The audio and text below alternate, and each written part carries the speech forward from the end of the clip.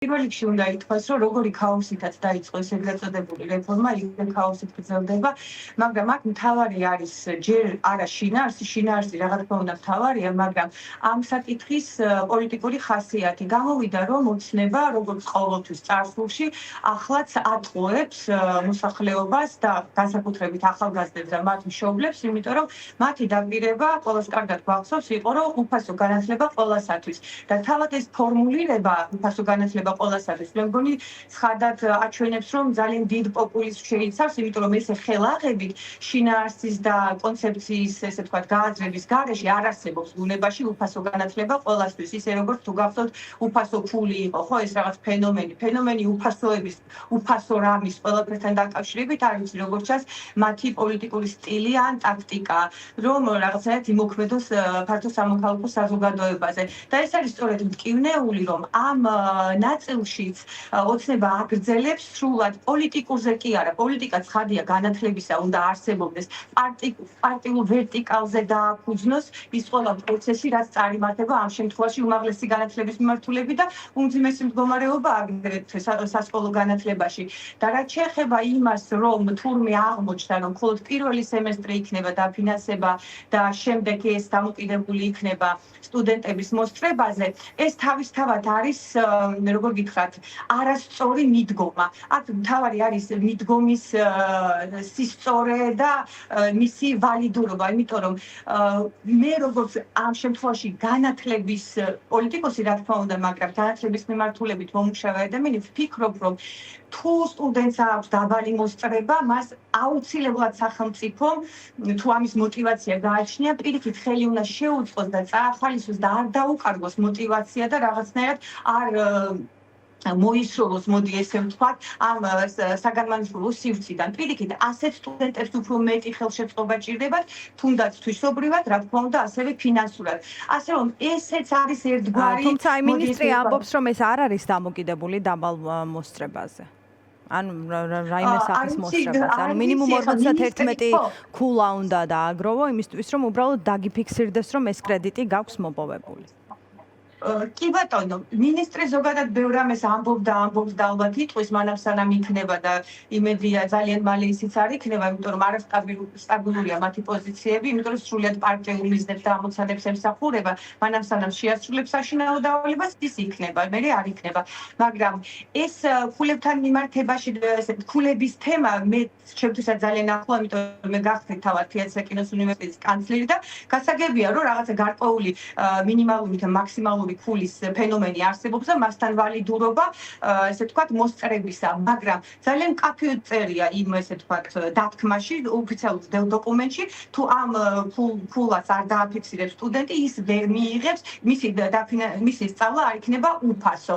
და ეს არის უკვე ის, როგორ გითხრათ, სუბიექტური დათქმა და დამოკიდებულება, რაც გააჟღერა ამ შემთხვევაში ქართული ოცნების პარტიული მიზნებიდან გამომდინარე მინისტრმა, ხო ის არ არის ამაში თავისუფალი, იმიტომ რომ ამით ფაქტიურად და აქ არის კიდე ძალიან მნიშვნელოვანი მეორე მომენტი, ამის პარალელურად ეს ხო ცალკე აღებული კომპონენტი არ არის ქულასთან მიბმული, ესე ვთქვათ, დაფინანსება. ნახეთ, აქ არის მეორე მომენტი, რომ მათ თქვეს, რომ საბაზისო დაფინანსება მიეცემა უნივერსიტეტებს და რას ნიშნავს ცენტრისგან განსაზღვრული, წინასწარ განსაზღვრული საბაზისო დაფინანსება. ჩვენ გადასარევად ვიცით, რომ ამ დრომდე სტუდენტების რაოდენობა განსაზღვრავდა სახელმწიფოს მიერ მიცემულ დოტაციას, რომელიც კმარი იყო თუ არ იყო კმარი, ეს სხვა თემაა, ჩვენ ხო ამაზე არ ვსაუბრობთ, მაგრამ მეტნაკლებად თავისუფალ რეჟიმში მიმდინარეობდა ეს და ამით კონკურენციაც მოდიოდა უნივერსიტეტებს შორის, ბუნებრივია ამით ინსპირაცია ხდებოდა სტუდენტებისა და საბაზისო დაფინანსების წინასწარ განსაზღვრული დირექტიულად გაღება ავტომატურად ბადებს გონივრულებს. მე არ ვამბობ ამას დირექტიულად და ესე ვთქვათ, ბრალს კი არ ვდებ, უბრალოდ თეორიული დათქმა ამისა პრაქტიკაში გამოიწვევს, შესაძლებელია გამოიწვევს ახალ პარტიული შინაარსით, ესე ვთქვათ, გაჟღენთილი მიდგომა, იმიტომ რომ ვინ განსაზღვრავს ამას? მოდი მე დავსვამ რიტორიკულ შეკითხვას. ვინ განსაზღვრავს ვის და როგორ და რამდენი მიეცემა? ბუნებრივია სავარაუდოდ გონივრული ეჭვია, რომ ზუსტადაც პოლიტიკური გემოვნები და ხასიათიდან გამომდინარე მიეცემა ეს დაფინანსება და კიდევ მეტიც, კიდევ უფრო შეიძლება ღრმა კრიტიკულ ანალიზში წავიდეთ, რომ კარგი დაუშვათ თქვათ, რომ გარკვეული ფიქსირებული ფულის შემდეგ ეძლევათ მათ იქნება მათთვის სტუდენტებისთვის უფასო სწავლება. ზოგადად ბუნებაში ესეც შეიძლება დასაშვებია და გერმანიაში უფასოა სწავლება, მაგრამ ეს არ არის პოლიტიკით და პარტიით ინსპირირებული, ეს არის მთელი განათლების პარადიგმა და კონცეფცია და აქ ზუსტად ეს არის პრობლემა, რომ კონცეფციის და პარადიგმის აცთენა და უგულებელყოფა და მთლიანად პოლიტიკით არის ეს ოპერირებული და ანუ განსაზღვრული ამით მუშაობს ეს ყველაფერი, იმიტომ რომ მაშინ მე ხდება გონივრული ეჭვი, რომ თავად სტუდენტების მიმართაც იქნება პერსონალური სუბიექტური დამოკიდებულება, თუნდაც ლექტორების წინ, იმიტომ რომ ის ლექტორები ვერტიკალურად პარტიულ ვერტიკალზე იქნება დამოკიდებული. კი ბატონო, ნახეთ აი დღეს გივი მიქანაძე ამბობდა ასეთ რაღაცას, რომ აღნიშნული მოდელი შემუშავდა მსოფლიო ბანკის ექსპერტებთან აქტიური თანამშრომლობით, სხვადასხვა ქვეყნებში არსებული საუკეთესო პრაქტიკის გათვალისწინებით და შესაბამისად ახალი მოდელი სრულად თავსებადია მსოფლიოს იმ ქვეყნების მოდელებთან, რომლებიც უნივერსიტეტებში სტუდენტებს სწავლის სრულ დაფინანსებას თავაზობენ.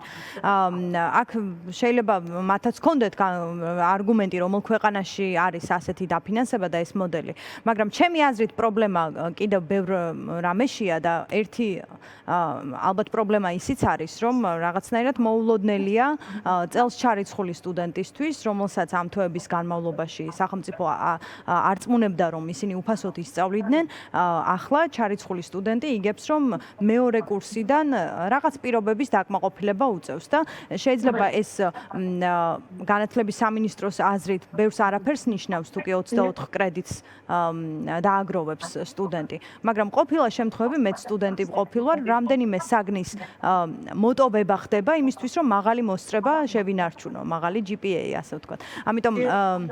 ამიტომ პრობლემები შეიძლება სტუდენტებს შეექმნათ. მით უმეტეს იმ სტუდენტებს, რომლებიც ასევე პარალელურად მუშაობენ და ყველა საგანში, ასე ვთქვათ, მაღალ ქულას ვერ აგროვებენ და იტოვებენ ხოლმე საგნებს იმისთვის, რომ მაღალი მოსწრება შეუნარჩუნდეთ. მაგრამ სხვა რა ტიპის პრობლემებს ქმნის და ზოგადად რამდენად სანდოდ გამოიყურება სამინისტრო, როცა ასე გზადაგზა გვაწვდის ახალ ინფორმაციას. Просто ძალიან დიდი მადლობა ამ კითხვისთვის. ნახეთ რა შესაქმე. აი ზუსტად ამ ქართული ოცნების მთელი კურიოზიც ამაში მდგომარეობს, რომ როდესაც მათ პოლიტიკურად ჭირდებათ გარკვეული დასავლური ზოგადად ან ევროპული გამოცდილების გაზიარება, იმას პოზიტიურად წარმოგვიდგენენ და როცა არ ჭირდებათ, რა თქმა უნდა, არ ვიცი, უკიდურესად მძიმე შეფასებებს აკეთებენ. რა თქმა უნდა, მე დაგიდასტურებ და არ ვიქნები მართალი და ობიექტური, რო არ ვთქვა, რომ ასეთი პრაქტიკა არსებობს და ის რომ მსოფლიო ბანკის ზედაფუძნებული იყო ეს რეფორმა. ეხლა ეს არის მათთვის ინდულგენცია და ესე ვთქვათ არგუმენტი. ეს ხომ ესე ეს უნდა იყოს მოდიფიცირებული და ადაპტირებული საქართველოს გარემოზე და ვინაიდან საქართველოში ყველაფერი და ამ შემთხვევაში განსაკუთრებით განათლების სისტემა, იმიტომ რომ ახალგაზრდა თაობას ეხება და წამს სამწუხაროდ ესე რომ ქართულ ოცნებას არ ჭირდება განათლებული ახალგაზრდა თაობა, ამიტომ პოლიტიზირებულია ეს ყველაფერი და ვერ იქნება ეს ერთადერთი არგუმენტი, რომ რადგან ამას ეფუძნება